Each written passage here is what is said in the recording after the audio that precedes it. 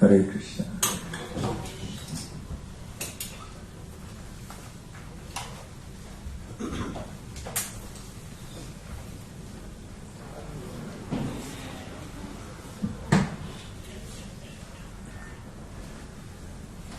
Jaya Radha Madhava Kunja Bihari.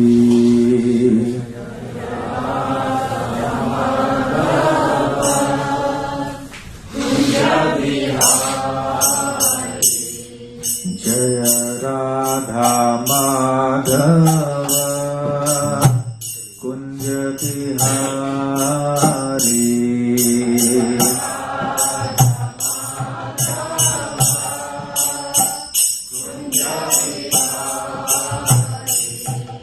Jaya Gopijana Vallabha Girivaradhari.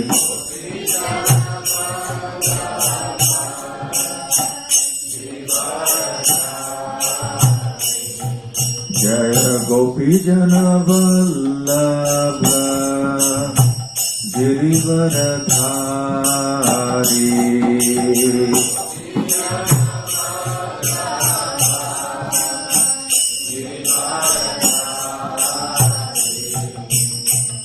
Yashodanandana Braja Janaranjana.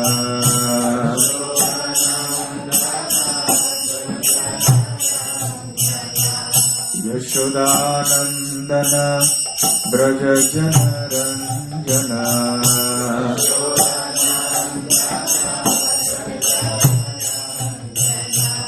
Yamuna Tira Vanachari.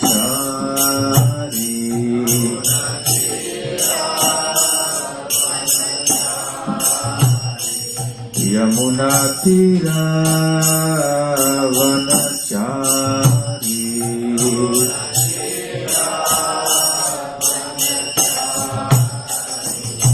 Jaya Radha Madhava Kunja Bihari.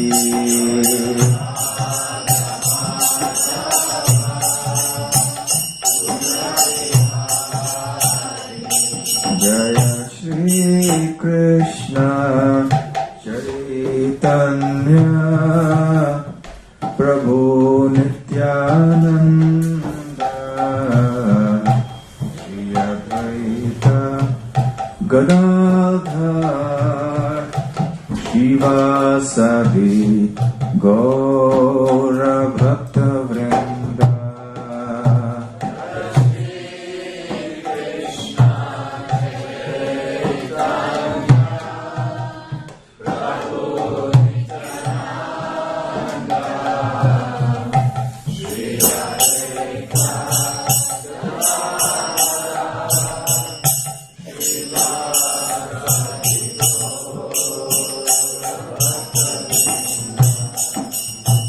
Hare Kṛṣṇa, Hare Kṛṣṇa, Kṛṣṇa Kṛṣṇa, Hare Hare, Hare Rama, Hare Rama, Rama Rama, Hare Hare.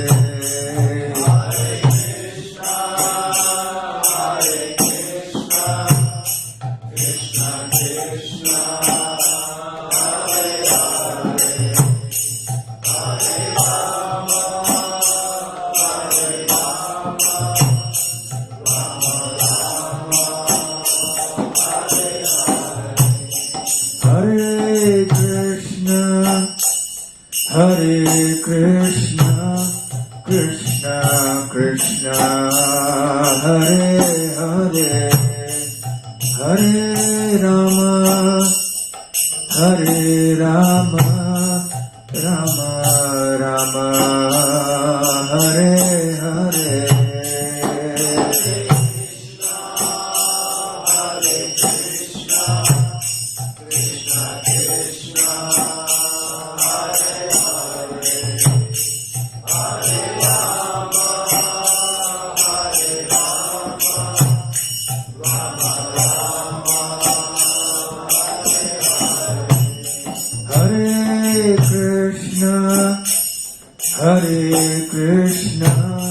Krishna Krishna Hare Hare Hare Rama Rama Rama Hare Hare Hare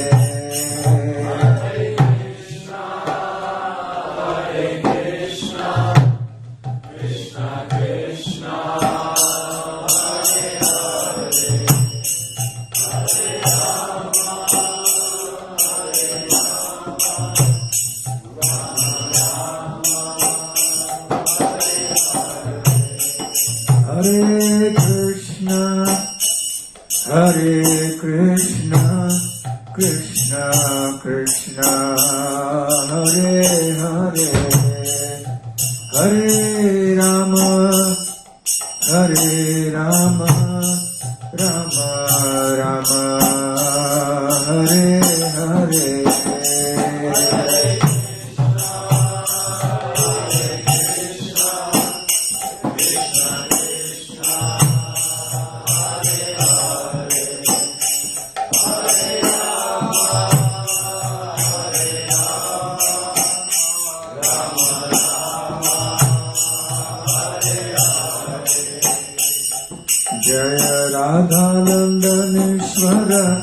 Radha Landaneshwara Radhe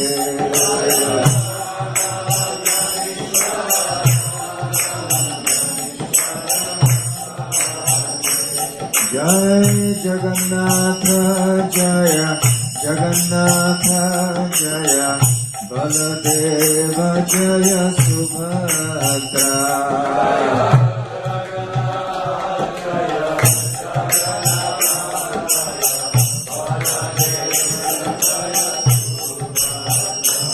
Jaya Gaura Nitai Jaya Gaura Nitai Jaya Gaura Nitai Jaya Gaura Nitai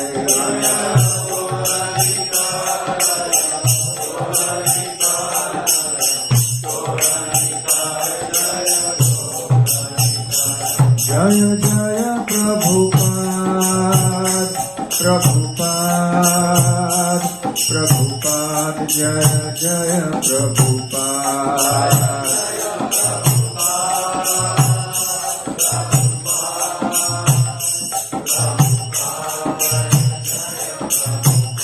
Nitai Gaura Hari Bol Hari Bol Hari Bol Nitai Gaura Hari Bol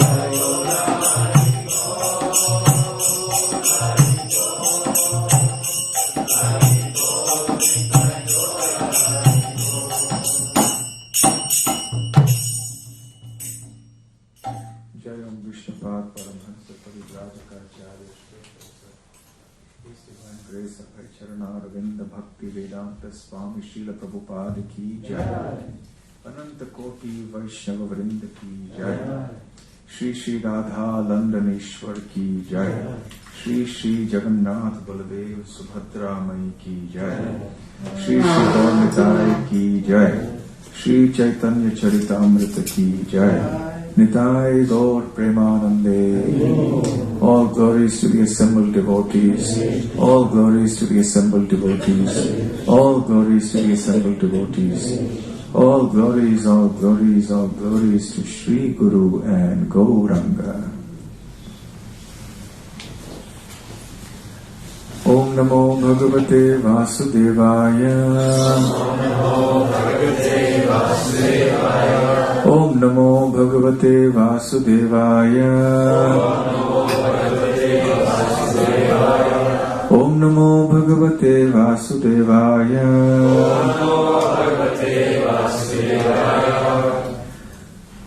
Jaya Jaya Shri Chaitanya Jaya Nityananda.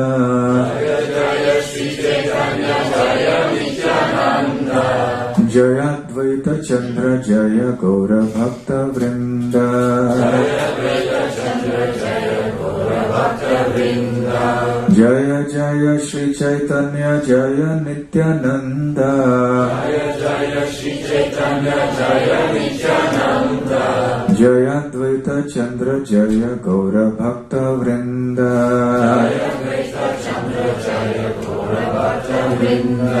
Jaya Jaya Shri Chaitanya Jaya Nityananda.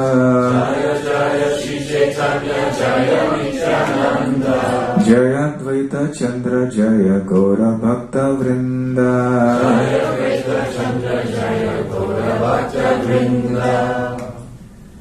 Reading from Sri Chaitanya Charitamrita, Antilila, Chapter 5. Ramananda Rai instructs Pradyumna Mishra, text number 132. Chaitanyera Bhakta Ganera Nitya Kara Sangha Tabeta Janiba Siddhanta Samudra Taranga.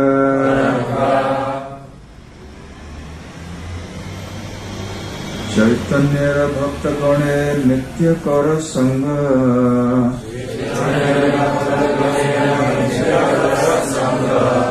Tabe to Janiba Siddhanta Samudra Taranga. Chaitanya Bhakta Ganera Nitya Kara Sangha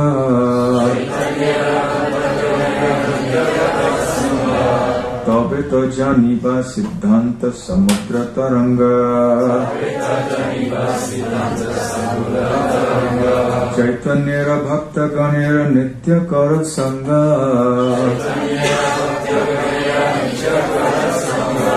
Tabe to Janiba Siddhanta Samudra Taranga.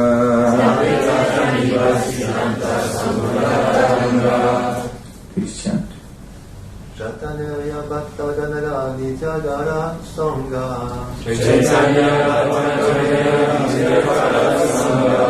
Tabeta Janiba Siddhanta Samudra Taranga. Chaitanya Bhakta Ganera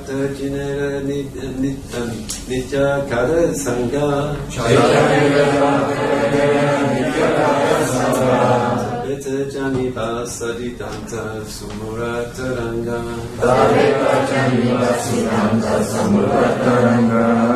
Chaitanya Bhakta Ganera Nitya Kara Sangha Tabeta Janiba Siddhanta Samudra Taranga. Mataji's, ladies. Chaitanya Bhakta Ganera Nitya Kara Sangha Tabeta Janiba Siddhanta Samudra Taranga.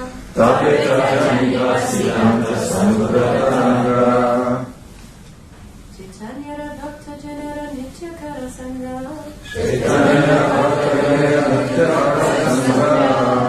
Tabeta Janiba Siddhanta Samudra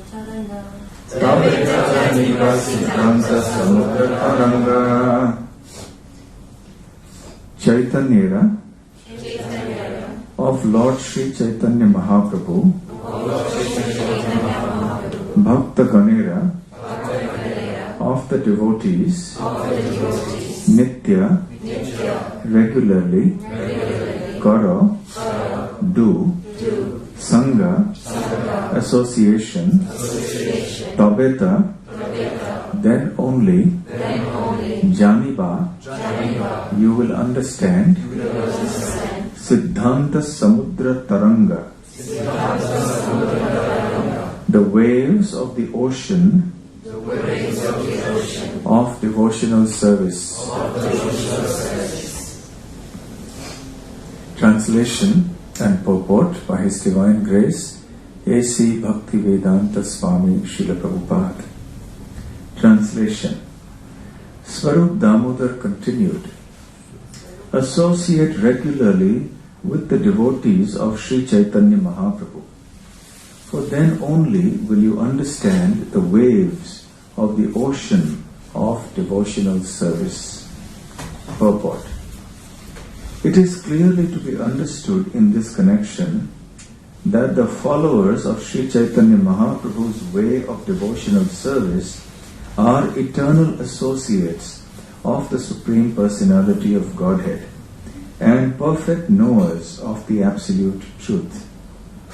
If one immediately follows the principles of Sri Chaitanya Mahaprabhu by associating with his devotees, lusty desires for material enjoyment will vanish from one's heart. Then one will be able to understand the meaning of Śrīmad-Bhāgavatam and the purpose of listening to it. Otherwise, such understanding is impossible. Please repeat the translation. Swarup Damodar continued. Associate regularly with the devotees of Sri Chaitanya Mahaprabhu. For then only will you understand the waves of the ocean of devotional service. Om Jnanatimidandhasya Jnananjana Shalakaya Chakshurunmilitam Yena Tasmai Shri Gurave Namaha Shri Chaitanya Manobhishtam Sthapitam Yena Bhutale Swayam Rūpa Kadam Mahyam Dadati Svapadantikam Vandeham Shri Guru Shri Yudapata Kamalam Shri Gurun Vaishnavamscha Shri Rūpam Sagrajatam Sahagana Raghunathanvitam Tam Sajivam Sadvaitam Savadhutam Parijana Sahitam Krishna Chaitanya Devam Shri Radha Krishna Padam Sahagana Lalita Shri Vishakhanvitamscha Nama Om Vishnu Padaya Krishna Presthaya Bhutale Śrīmate Bhakti Vedanta Swamin Nitinagane Namaste Saraswate Deve Gauravani Pracharine Nirvishesha Shunyavadi Paschatya Deshatarine Vansha Kalpatarubhyascha Kripa Sindhubhya Evacha Patitanam Pavanebhyo Vaishnavebhyo Namo Namaha Jai Shri Krishna Chaitanya Prabhu Nityananda Shri Advaita Gadadhara Shivasadi Gaura Bhakta Vrinda Hare Kṛṣṇa, Krishna Krishna, Hare Hare, Hare Rama, Rama Rama, Hare Hare. Hare Kṛṣṇa. I'm very happy to be back once again in Sri Radha Londoneshwar Temple. Radha Londoneshwar Temple is a very special place because it is like an oasis in a desert of material existence. In the heart of London, in central London, here is a place where everyone can come and gain some bliss of transcendental life. The most important contribution of this temple is that it provides the association of devotees to everyone. And Srila Prabhupada says that this is the actual purpose of the International Society for Krishna Consciousness. Shri Shri Radha Londoneshwar ki Jai, Shri Shri Jagannath Baladev Subhadra Mai ki Jai, Shri Shri Gaur Nitai ki Jai. And that is the theme of Srila Swarup Damodar's instructions in this passage of the 5th chapter of the Antya Leela of the Chaitanya Charitamrita. A poet from Bengal has just come to Jagannath Puri and he has recited his own composition, supposedly in glorification of Lord Jagannath and Sri Chaitanya Mahaprabhu. But because this poet was unaware of the real conclusions of devotional service as taught by Sri Chaitanya Mahaprabhu, so he made some very important and significant mistakes in his composition. there were mistakes in Siddhanta, in the conclusions of devotional service. And Swarup Damodar was the person appointed by Sri Chaitanya Mahaprabhu to screen such compositions before he would hear them. Because many people would approach Sri Chaitanya Mahaprabhu and say, I have composed a poem, or I have written a book, or I have written a drama on devotional service or on the glories of the Lord. Please listen to this composition and tell me what you think of it. And Mahaprabhu must have obliged in the initial days, and then he realized that many people who came were not acquainted with the proper conclusions of devotional service, and therefore they just wrote anything. And there were so many mistakes, not only in the Siddhanta, in the main understanding, but also there was the rasabhas, the overlapping of mellows of transcendental service. So then he declined to hear any more such compositions unless they were screened first by Swarup Damodar, who was his most intimate associate in Jagannath Puri, who was also extremely well acquainted with all the conclusions of devotional service as taught by Sri Chaitanya Mahaprabhu.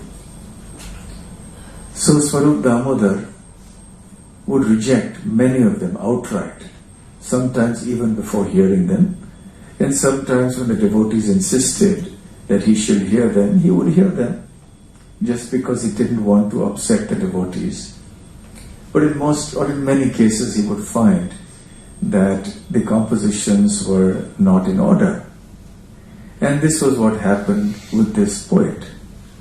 Because one of the friends of that poet, Bhagavan Acharya, was persistently requesting Swarup Damodar to hear this. And he said, if you don't like it, then it's all right, but at least hear it. And this poet began reciting, and the devotees who were assembled there appreciated the composition. Sadhu, sadhu. Sadhu, sadhu means well said, very good. But Swarup Damodar was not happy. Most of these devotees who were appreciating this composition of that poet from Bengal were faithful devotees of Sri Chaitanya Mahaprabhu, certainly.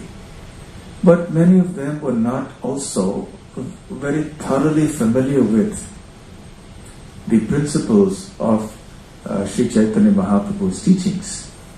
So they appreciated it initially. But then Swarup Damodar was annoyed, and he began to rebuke this poet.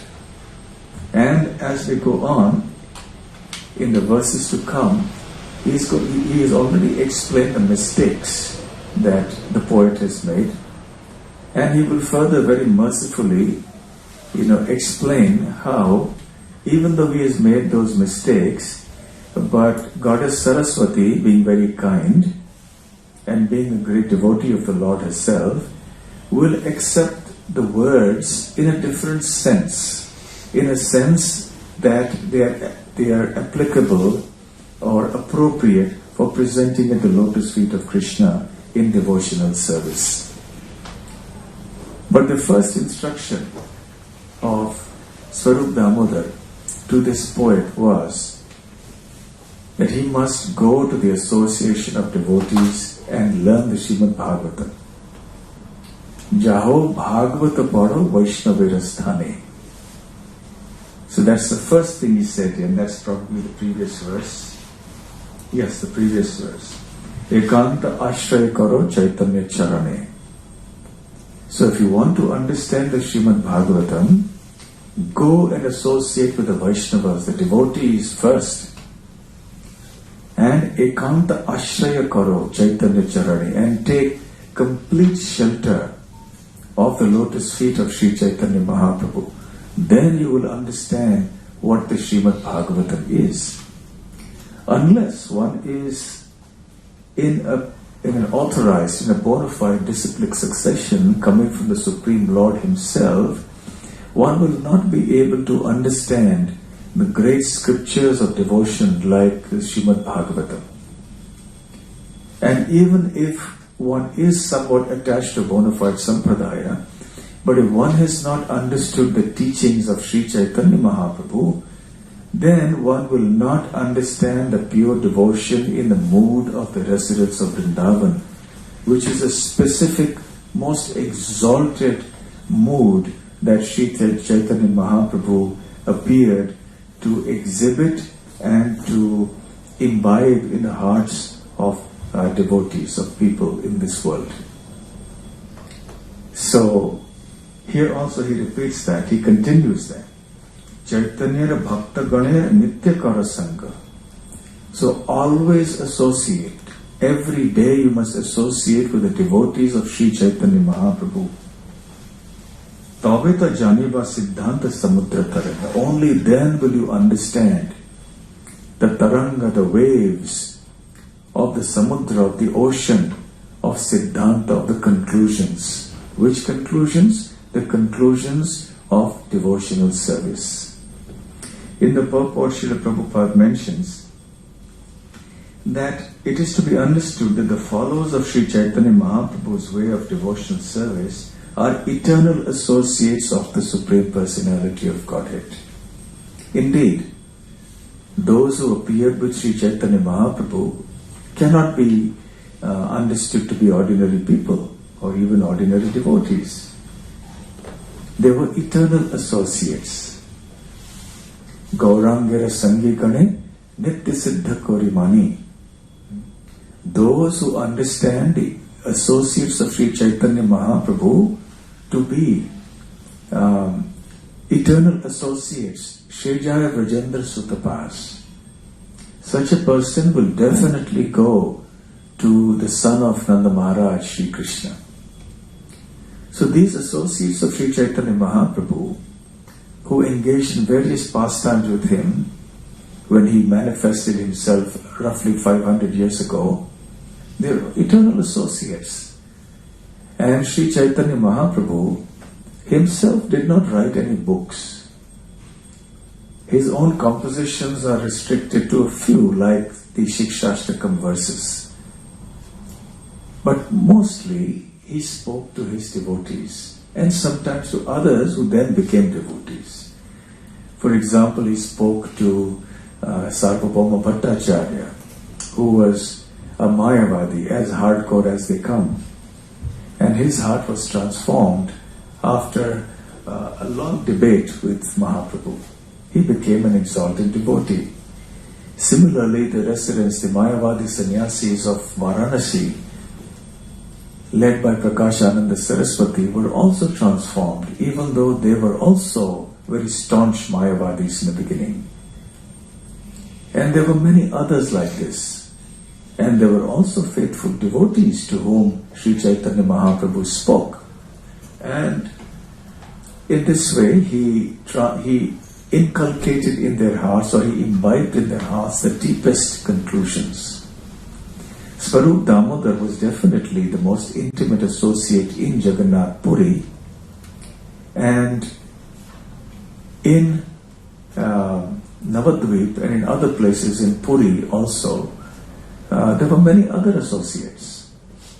Specifically, however, we see that Chaitanya Mahaprabhu selected Rūpa Gosvāmī to be the one who would broadcast his teachings in the most significant way. Sri Rūpa Gosvāmī was revealed from within his heart the teachings of the mercy of Sri Chaitanya Mahaprabhu. Sri Chaitanya Manobhishtam Sthapitam Yena Bhutale Swayam Rūpa Kadamahyam. So, Swayam Rūpa Kadamahyam. So, when Rūpa Gosvāmī himself teaches, we can understand that these teachings are actually the words of Sri Chaitanya Mahaprabhu. In the Chaitanya Charitamrita, it is explained, Kaviraj Goswami explains, Krishna Tattva Bhakti Tattva Rasa Tattva Pranta Shrava Shikhaila Prabhu Bhagavata Siddhanta. That Sri Chaitanya Mahaprabhu personally taught Srila Rūpa Gosvāmī the essential conclusions of Krishna. Who is Krishna? Krishna Tattva. He taught him Bhakti Tattva. Tattva means the truths. He also taught him Rasa Tattva. So who is Krishna? What is Bhakti? What is Rasa? He taught him personally the Tattva or the truths about these principles, about these ideas of Krishna, Bhakti and Rasa. And Kaviraj Goswami goes on to say, Ramananda Pashajata Siddhanta Shrila Rupe Kripa Kori Taha Sava Shikhaila. Chaitanya Mahaprabhu is the Supreme Personality of Godhead himself. And therefore, he doesn't need to learn anything from anyone. Rather, it is he who teaches everything to everyone. However, in order to glorify his devotees, like Ramananda Rai, he broadcast the fundamental teachings and even the most exalted siddhantas of Krishna consciousness through their mouths. So when Chaitanya Mahaprabhu went to South India after taking sannyas, he met with Ramananda Rai on the banks of the Godavari at a place called Kovur. And he asked him many important questions. And Ramananda Rai answered all those questions. Chaitanya Mahaprabhu began to glorify Ramananda Rai, and Ramananda Rai replied that I am just like a stringed instrument. You are playing the instrument and whatever sound is coming out of my mouth is just your mercy. So through Ramananda Rai, Sri Chaitanya Mahaprabhu extracted all the deep conclusions of rasa, of the transcendental mellows of Krishna consciousness. And Kaviraj Goswami says, Shri Rūpa Hridaya Prabhu Sancharila Sarva Tatta Nirupane Pravina Korila. So this Rasa Tattva, this Bhakti Tattva, Krishna Tattva that Mahaprabhu heard from the lotus mouth of Ramananda Rai, he infused into the heart of Srila Rūpa Gosvāmī. Sarva Tattva Nirupane Pravina Korila. And he made Sri Rūpa Gosvāmī Pravina or expert. Expert in what? Sarva Tattva Nirupana. Nirupana means the ascertainment. He made him expert in the process of ascertaining the fundamental conclusions of spiritual life, of Krishna consciousness. So therefore we see that the associates of Sri Chaitanya Mahaprabhu are not ordinary. They have been personally empowered by Sri Chaitanya Mahaprabhu to understand and broadcast these conclusions. So Rūpa Gosvāmī went ahead to write many books like the Bhakti Rasamrita Sindhu, which Srila Prabhupada presented as the nectar of devotion. He wrote the Upadeshamrita, in English we know it as the nectar of instruction, and he wrote numerous other books. So because of Sri Rūpa Gosvāmī's special position as having personally been empowered by Sri Chaitanya Mahaprabhu, we are considered as followers of Rūpa Gosvāmī. So we are called Rūpanugas. His associates like Sanatana Goswami, Jiva Goswami, Raghunath Bhatta Goswami, Raghunath Das Goswami were also empowered by the Lord. They also wrote books. They also engaged in exemplary devotional service. And there were many, many other such associates of Sri Chaitanya Mahaprabhu. It is through them that he actually taught his principles. So here it is said in the purport,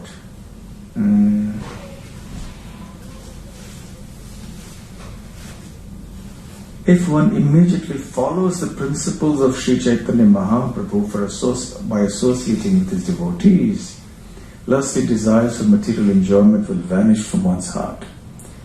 So how does one understand the principles of the teachings of Sri Chaitanya Mahaprabhu? Because Mahaprabhu is not on the manifest platform available to us.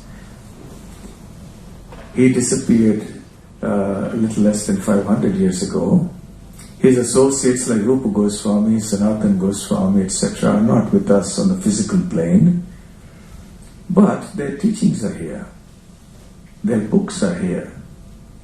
Their followers in the disciplic succession are here.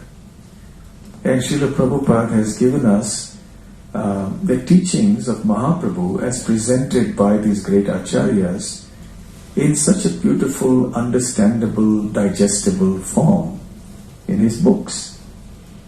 So when we read Srila Prabhupada's books, then it is easy for us to understand the principles of Sri Chaitanya Mahaprabhu. And when we discuss these principles through Prabhupada's books in our association in ISKCON, then we will be able to attain the perfection of our life.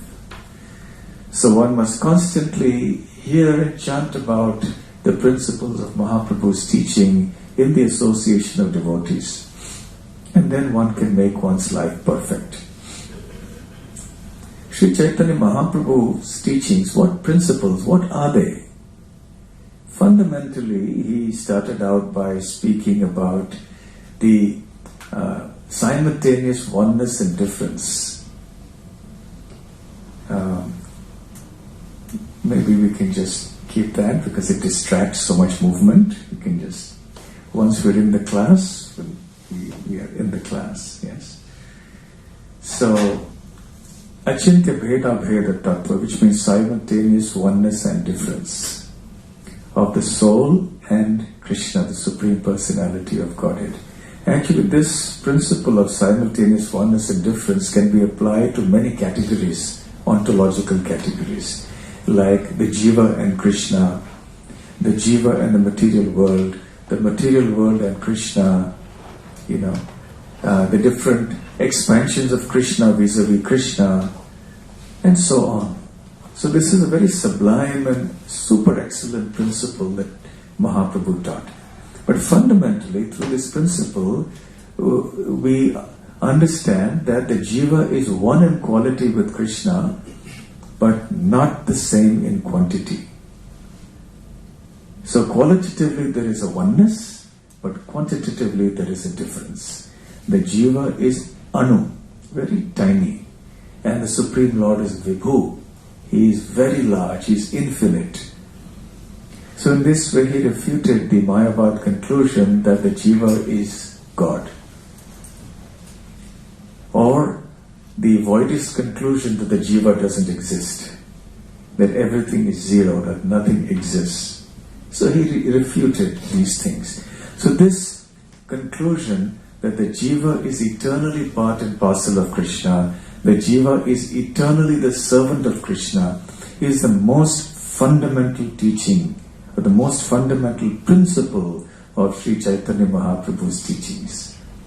Jivera Swarupa Hoy, Krishner Nityadas. And this Achintya Bheda Bheda philosophy was expanded by Mahaprabhu in his teachings to Rūpa Gosvāmī, to Sanatana Gosvāmī, and so on. Mahaprabhu spoke about the regulative principles of devotional service, sadhana bhakti, which could then lead us to bhava bhakti, the state of ecstatic love of God, and then which would develop into pure love of God, Krishna prema. And in the stage of a sadhana practice, he also spoke about regulative principles. So he spoke about 64 limbs of devotional service. And of these, he mentioned that 5 are the most important. Sadhu Sangha Nama Kirtan Bhagavata Shravan Mathurā Vasa Śrīmurtira Shraddhaya Sevana. So the 5 things he mentioned: Sadhu Sangha, which means the association of devotees. Second, Nama Kirtan, which is the congregational chanting of the holy names of Krishna. Bhagavat Shravan, which means the hearing of Śrīmad-Bhāgavatam in the association of devotees. Fourth, Mathurā vas, which means to reside in a holy place or to reside in a place where Vaishnavas congregate, like this temple. This is also Mathura or Vrindavan. And finally, Shraddhaya Śrīmurtira Sevana, worshipping the deity of the Lord with faith.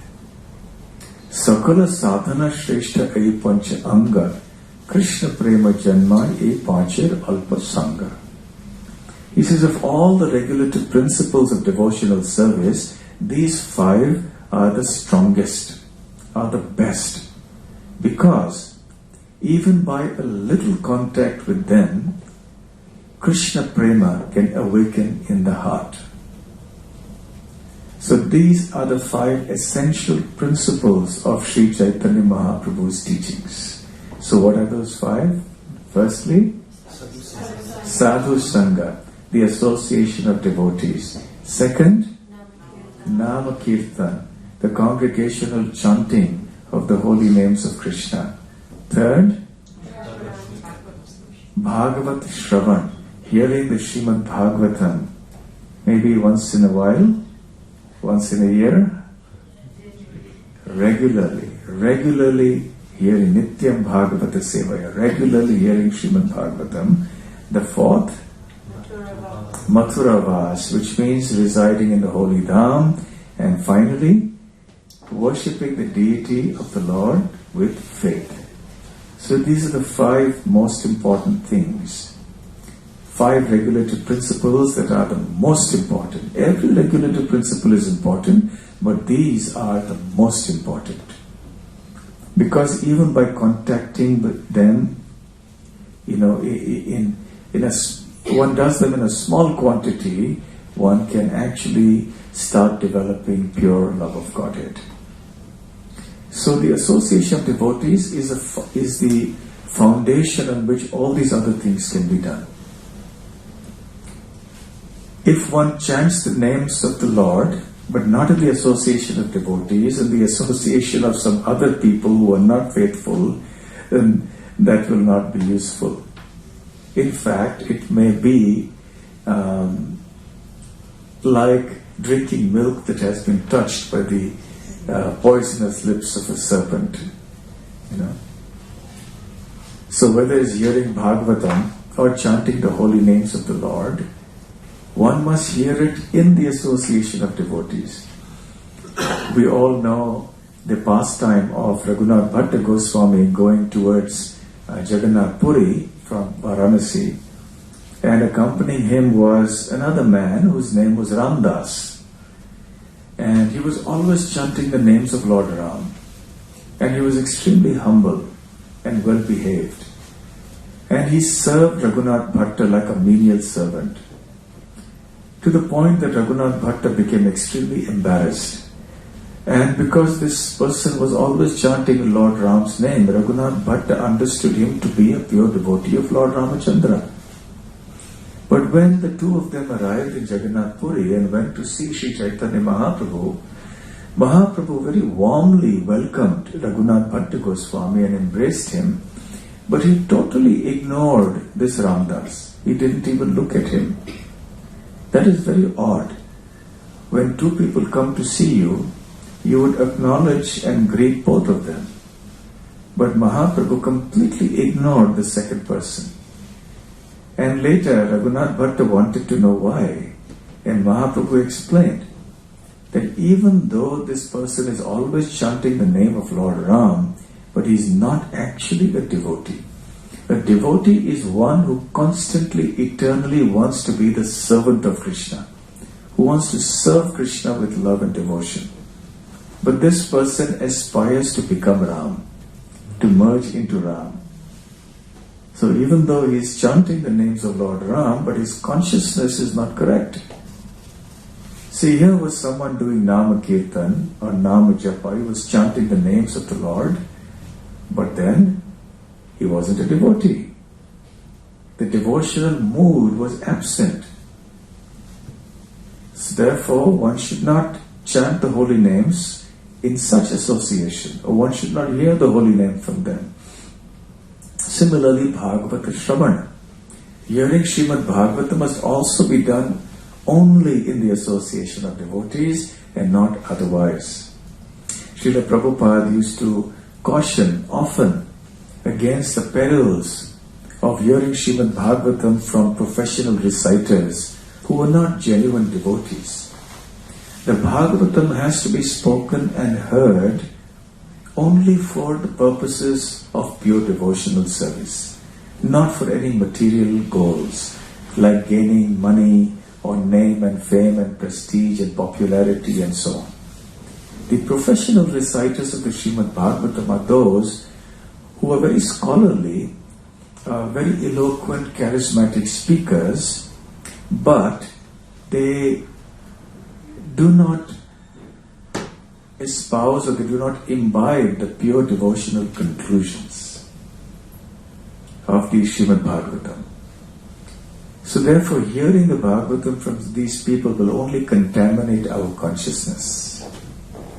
Avaishnava mukhodgirnam putam harikatamritam shravanam naiva kartavyam sarpochishtam yathapayah. Prabhupada quoted this verse to give the example of how milk is generally very nourishing, but when it is touched by the lips or the fangs of a poisonous serpent, then it becomes poisonous. So similarly, Hari Katha, Bhagavad Katha is very pure, is very potent, and has the capacity to purify one's heart very quickly. However, when one hears this from a non-devotee, a Vaishnava, then it causes the opposite effect. Similarly, Mathurā Vas. If one stays in a holy place but associates with all sorts of non-devotees, one will start committing sinful activities and offenses to the Dham, and that can be very deadly, very dangerous. Many times our devotees from the Western countries especially, or outside of India, and even those who are from other parts of India, they innocently think that everyone who resides in the Dham is a pure devotee. Of course, one must not commit offenses against the residents of the Dham, that is a Dham aparadh. So one must be respectful, but one should be very discriminating about who one associates with when one goes to the Dham. Such discrimination should exist even when we are not in the Dham, but particularly when we go to the Dham, one should be very cautious. Because there are all sorts of people living there who come with their own motives. And sometimes they may be very scholarly even. And they may present siddhantas that are quite different from the teachings of Sri Chaitanya Mahaprabhu. Or they may even claim to be followers of Sri Chaitanya Mahaprabhu, but their mood may be quite different. And often the mood may be different from that of Srila Prabhupada. And many devotees therefore get confused. Many of them commit offenses. So therefore one must be very careful. Even when one goes to the Dham, to a holy place like Vrindavan, one must be extremely careful. Devotees go to Radha Kund and they associate with many people. They go and associate many others in Vrindavan from this sampradaya, that sampradaya, this temple, that temple. So the sadhu sangha must also be of the right kind. Even if they are sadhus, they should be of the right kind. The right kind indicates that they must be of the same mood as taught by Srila Prabhupada. So therefore the sadhu sangha has to be of a certain quality. And certainly even when it comes to worshipping the deity, it must be in the association of devotees. We must learn deity worship from the devotees, the bona fide devotees. There is no shortage of deities of Krishna in India, and deities of Krishna even, deities of Ram perhaps. But many of these temples have deities that are worshipped not in an authorized way. And the people who worship those deities also are perhaps often not very well acquainted with the principles of devotional service. So they do it perhaps as a job, or they may do it as a ritual, maybe not in a devotional conclusion. There are some who may worship the deity without even understanding that there is no difference between the deity and the Supreme Lord, that the deity is identical with Krishna. They may not have that understanding. And we see the difference that the deities of Krishna in ISKCON temples, I'm not saying this from a very kind of sectarian or parochial point of view, but it's just the fact that the deities that are there in ISKCON temples are just so attractive. And the way they are decorated, the way they are dressed. And when you go to other places, it's just not the same. You don't get the same feel. So there is a difference, because the devotees here dress not only with devotion but also with a proper understanding of devotional service. So therefore, of these 5 elements, the foundation is sadhu sangha. If sadhu sangha is there, the association of devotees, the proper kind of devotees, is there, then all these other 4 elements will come. The other 60 elements of devotional service, the regulative principles will come, Bhava Bhakti will come, Krishna Prema will come in due course of time. So for us, the most important principle is to associate not just with the followers of Sri Chaitanya Mahaprabhu, as is mentioned in the verse, but specifically with the followers of Srila Prabhupada. So we narrow it down a little more. At the same time, we should be cautious to not disrespect or offend other saintly people. We must have all respect for them. And if we happen to meet them, we must offer our obeisances and our genuine respects to them. A Vaishnava should respect even an ant. We should respect even the non-devotees. So why should we not respect those who are Vaishnavas, especially if they are from a bona fide Vaishnava Sampradaya? Definitely we should respect them. But if there is anything that contradicts the mood or the teachings of Srila Prabhupada, then one should be cautious. And in the initial stages of a Krishna consciousness, one may not be so well versed in the teachings and the principles to know whether it is in contradiction to Srila Prabhupada's teachings and moods or not. So therefore, better we associate with the staunch and faithful followers of Srila Prabhupada and offer respects to others at a distance. And focus on Srila Prabhupada's teachings, and everything else will follow. Sri Chaitanya Mahaprabhu, Srila Bhaktivinoda Thakur says, he took 2 principles from each of the 4 Vaishnava Sampradayas. Sri Chaitanya Mahaprabhu's teachings are actually independent of any sampradaya in one sense. It's like a 5th sampradaya. But nevertheless, he connected himself to the Mathurā sampradaya, because that's what the Shastra says, that these are the 4 bona fide Vaishnava sampradayas. But nevertheless, he did take 2 of the essential teachings or principles from each of the 4 Vaishnava sampradayas. From the Sri Sampradaya, the Sampradaya of Ramanujacharya, he took the 2 principles. Anyone knows? Which 2?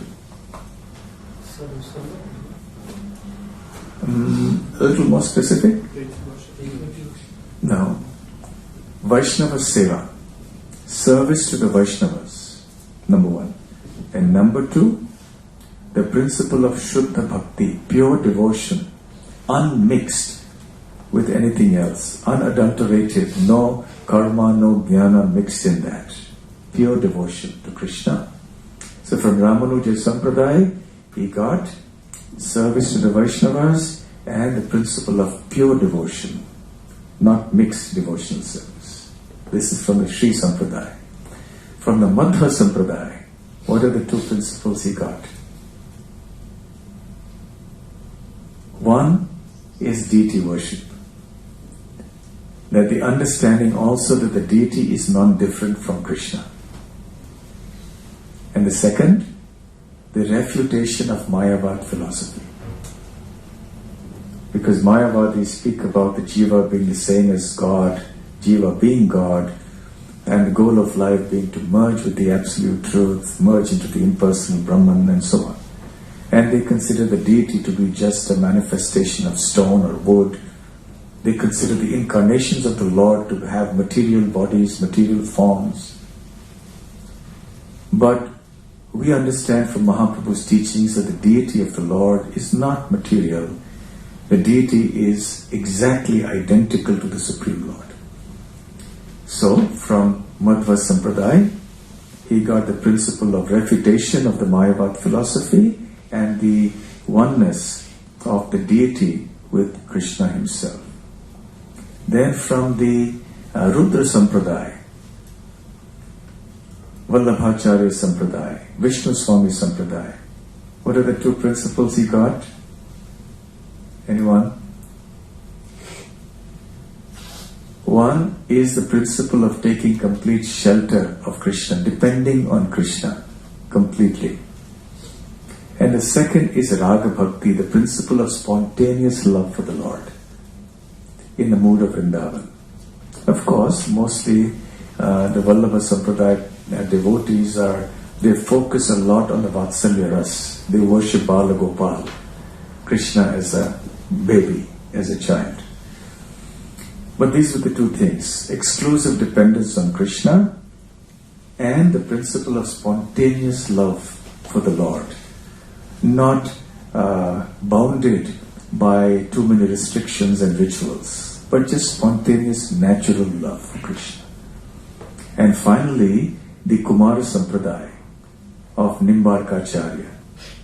The two things that Mahaprabhu accepted from that, one was that one must take exclusive shelter of Srimati Radharani, the primacy, the prime position of Srimati Radharani, and secondly, the exaltedness, the supreme mood of the gopis of Vrindavan, the Gopi Bhava.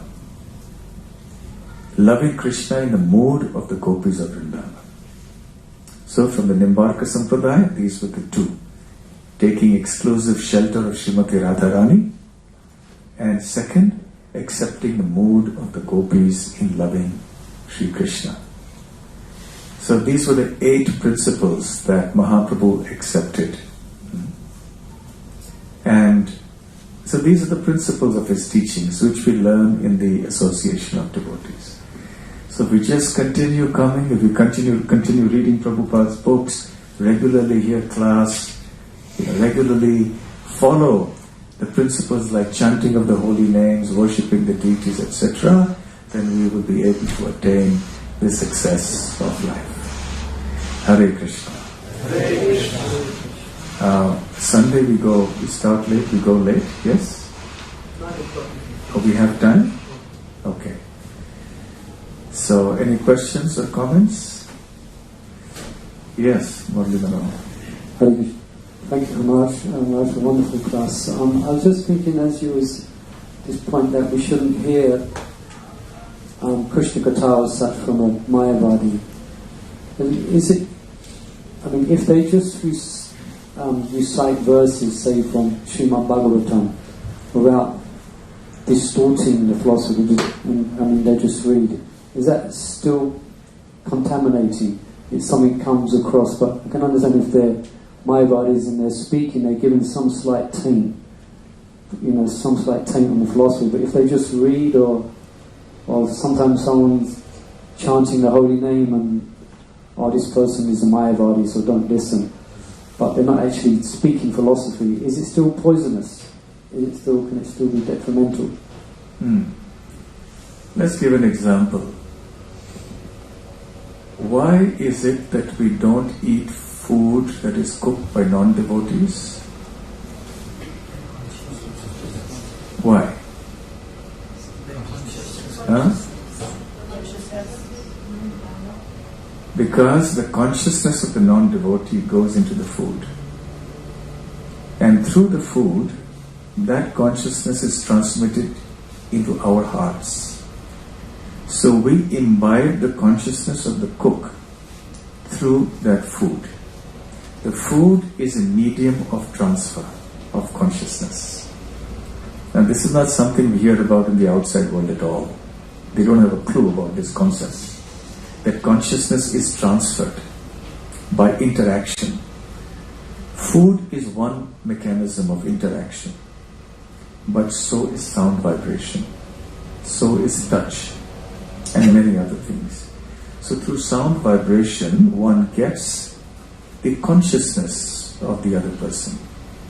When one associates with someone, even if one is not reciting verses or speaking katha or chanting the holy name, just being with that person, one is affected to some degree. All of us have an aura around us.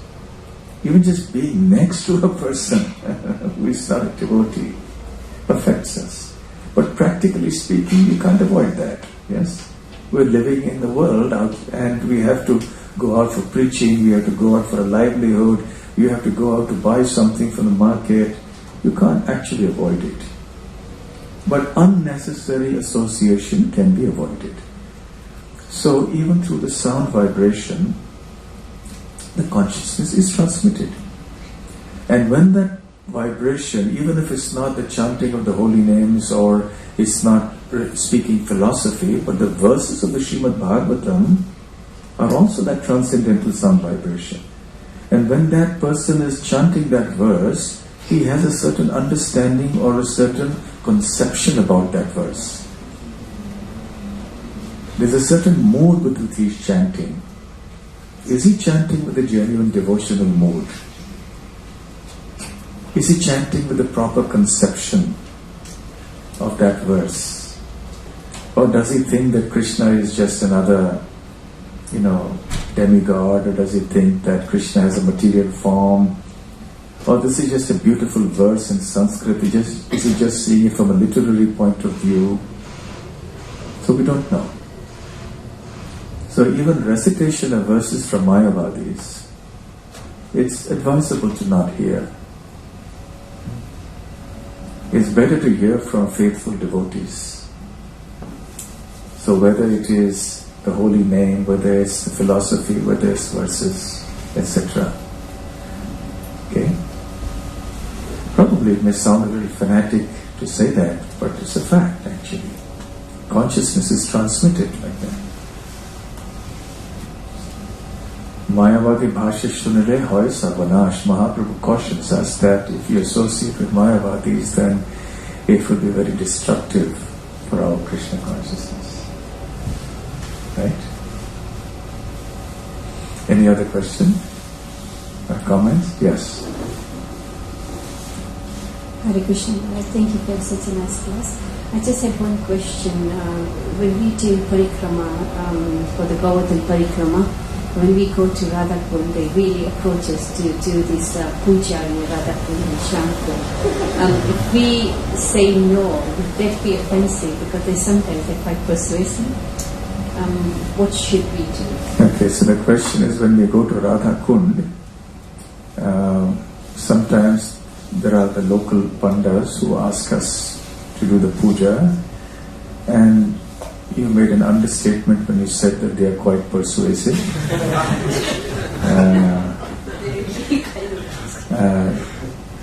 They are persuasive.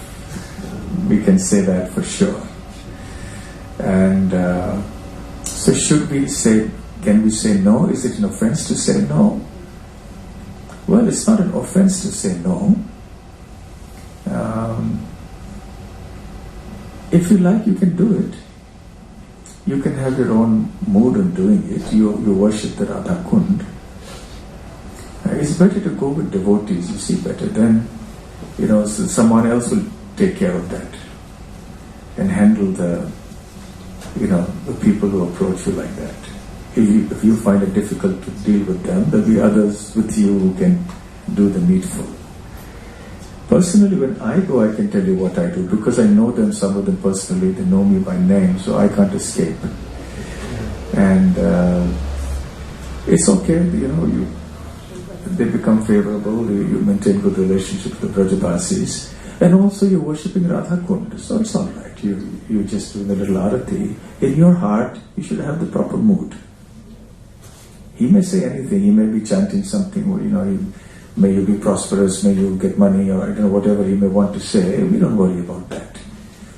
We will worship it in our way, devotional mood, praying to Radha Kund, understanding that Radha Kund is non-different from Srimati Radharani, and we're praying to Srimati Radharani for her mercy. Yes, so we can do it in the proper mood and do a little arati, it's okay. But if you want to say no, that's also not an offense to them, okay? Any other questions? Hare Kṛṣṇa. Thank you very much for your very wonderful class. At the very beginning of your class, you mentioned about rasa. Rasabhas, yes. Overlapping of mellows. Could you give some examples of that, please? Examples of rasabhas, like, when you have the Mathurā ras, you don't bring in the dasya ras or into that. Of course, there is dasya in Madhurya also, because every stage, every rasa includes the qualities of the previous rasa and something more. But the particular bhav in dasya is, there is a sense of awe and reverence, yes, which is not there in the Mathurā ras. Mathurā ras, there is complete familiarity and intimacy. There is no place for such awe or feeling that Krishna is superior to us, or he is a supreme Lord, and so on. Yes? So there is a certain clash in the moods, like that. If you bring Hanuman into Vrindavan, and Hanuman remains in the Ram Bhakti Bhav, then that's rasabhas, because Hanuman understands the glories of the gopis of Vrindavan, but he's fixed in his mood of service to Lord Ram. Because that's his swarupa, it's his constitutional position. Thank you very much. Like one time in one temple, on the altar they had placed some monkeys, little dolls of monkeys representing the monkeys of Vrindavan. That was the mood, and some other cows and this and that. So one other sannyasi came, he said, that's rasabhas, because you have Hanuman. No, it's not Hanuman. Then they explained that these are the monkeys of Vrindavan. And he said, okay, because he said, that's rasabhas, you can't have Hanuman, in Vrindavan. Yes? Although Hanuman has a role to play in Govardhan Leela. When the bridge was being built across the ocean, and Hanuman, along with others, was gathering rocks and mountains, Hanuman also brought the Govardhan. And as he was flying with Govardhan, then he got the news that the bridge was already constructed and there was no need now for bringing Govardhan. So then he had to place Govardhan at the place where Govardhan is located now. And Govardhan was very sad that he didn't get a chance to participate in the Lord's pastimes and to serve the Lord. So Hanuman said, don't worry, I'll get back to you with a message. I'll give you a message to the Lord. So he went to Lanka, the whole thing happened, and the battle was fought, and Ravana was killed, etc. And on his way back, Hanuman then came to Braj. He also talked to Lord Ram, and Lord Ram told him, send a message to Govardhan that this time I'm not able to accept his service in this age, Treta, but in Dwapar, when I come as Krishna, I will accept his service. So Hanuman does have a role to play in this way in Braj Leela, but his bhava, his mood for serving the Lord is a little different from the bhava that the residents of Vrindavan have. Okay? Thank you very much. Okay. Yes, Hare Kṛṣṇa. Does standard the temple worship? Say that again. The standard of temple worship Is the standard of temple worship in our temple in Vrindavan, for instance, like Radha Damodara temple. is the standard of worship in the temples of Vrindavan. Yes, is it less than the Krishna Balaram temple? Is it less than Krishna Balaram temple? Well, you see, every temple has its own tradition. So we should respect that. And they worship in their own way, according to their own teachings, according to their own bhava, their own mood. So it is not right or proper for us to make a comment. Their worship is also glorious in so many ways. So we have respect for that, and definitely we will go there and offer our respects to all these deities, and also to the servants of the deities we will offer our respects. So it's not a one being more gorgeous or more better, or each one has its own flavor, and all are okay in their own way. They're doing it in their own sampradayas. Okay, so we should have respect for that. Okay? It may be different from the way we do things. Okay? Like in Bhakti Bihari, they'll close the curtain, they'll open it again, they close it, because they're afraid the Lord will jump out with the devotees and run away, and they have a mood. Now in our temples we don't do that. Close, open, no. In our temples there's a certain mood in which we worship. So we respect all the different bhavas there. Okay? Thank you, sir. Yes. In the mic here, please.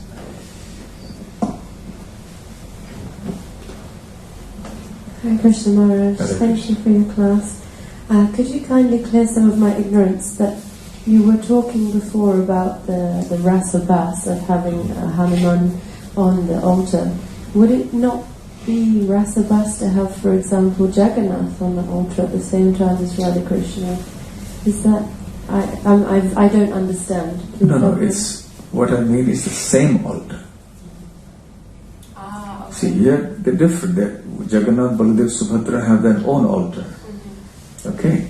And Radha Krishna, Radha Gokulanand, they have their separate altar. Okay? In the sense that you don't have Hanuman in Vrindavan. That's the point. Okay? You can have a deity of Sita, Ram, Lakshman, Hanuman, deities, and then in the next altar you have deities of Radha Gokulananda. That's different. Okay?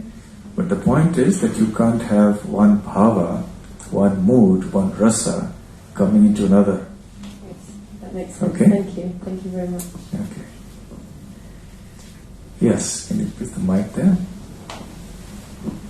Hare Kṛṣṇa, Maharaj, you mentioned 5 main types of devotional service. What would be the next 5 important?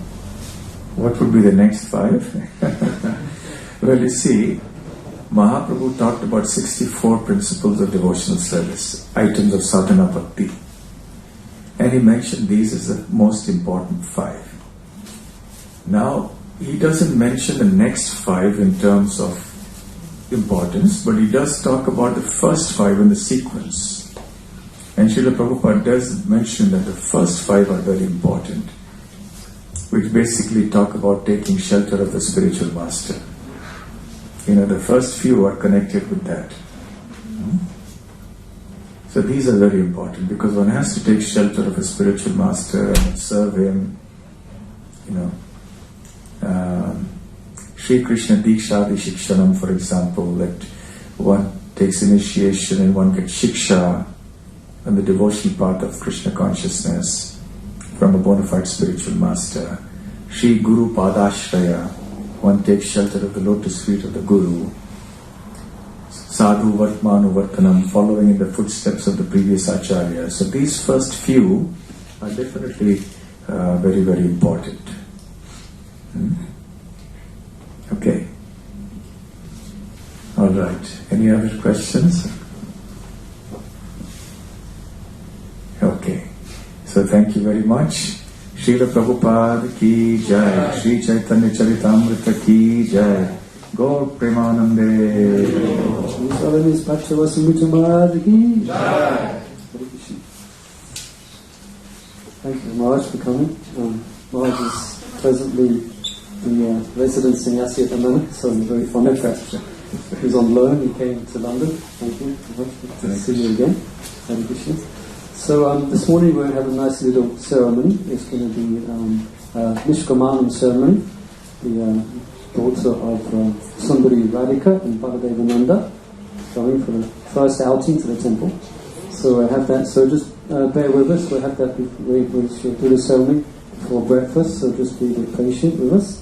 And we have someone chanting Hare Kṛṣṇa as we do the ceremony here. But before that, I think it'd be good if perhaps we could read the scores, the Sankirtan scores, any Sankirtan scores. So then, because often we use that to do ceremony.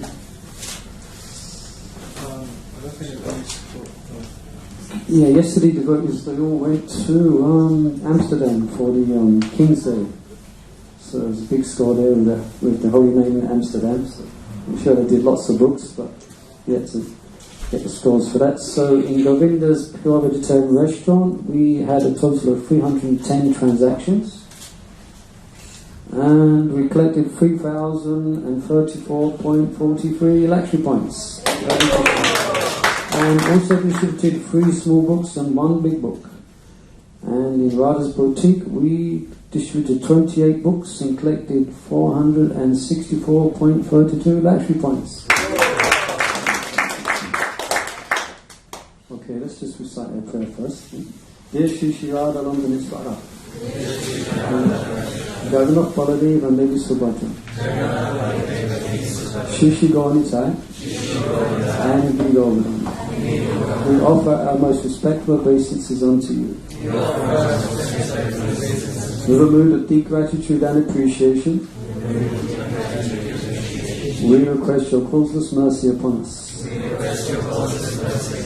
For your pleasure, if you so desire, we wish to erect the holy place of your transcendental pastimes that will attract unlimited souls to your service and fulfill the vision of your pure devotee Srila Prabhupada for London. Please enable us to cooperate together in order to satisfy you in this way. We, the servants of your servants, humbly beg.